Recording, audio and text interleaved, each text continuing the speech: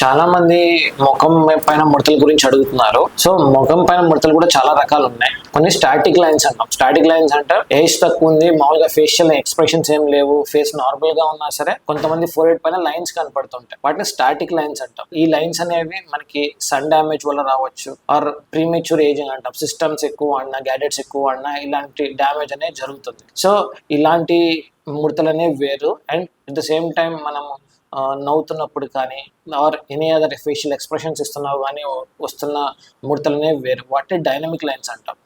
ఏవైతే static lines ఉన్నాయో అవి మనము పిఆర్పి కానీ అండ్ లేజర్స్ ద్వారా తగ్గించవచ్చు. అండ్ ఈ డైనమిక్ లైన్స్ అనేది ట్రీట్మెంట్ అనేది బోటాక్స్ అని చేస్తాము.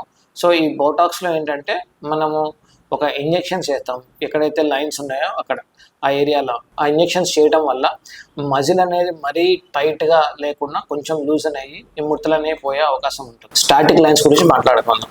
స్టాటిక్ లైన్స్ అంటే మనకి ఏం ఎక్స్ప్రెషన్ లేకపోయినా, ఫేషియల్ ఎక్స్ప్రెషన్స్ లేకపోయినా కంటిన్యూస్గా ఫేస్ పైన కనపడే లైన్స్. మన ఇందులో చాలా మంది కొంతమంది ఫోర్హెడ్ పైన లైన్స్ చూసి ఉంటారు స్ట్రైట్గా. వాళ్ళ ఏజ్ కూడా తక్కువే ఉంటుంది. ఆ రీజన్ ఏజ్ తక్కువ ఉన్నా సరే ఏజింగ్ ఫీచర్స్ రావడానికి కారణము excessive sun exposure, photo damage అంటాం దానివల్ల, ఆర్ గ్యాడ్జెట్స్ ఎక్కువ యూజ్ చేయడం వల్ల కూడా ఏజింగ్ సింటమ్స్ అనేవి త్వరగా వచ్చే అవకాశం ఉంటుంది. సో ఈ స్టాటిక్ లైన్స్కి అయితే మనము లేజర్స్ కానీ పిఆర్పి కానీ చేయడం వల్ల ఈ లైన్స్ అనేవి తగ్గిపోతాయి.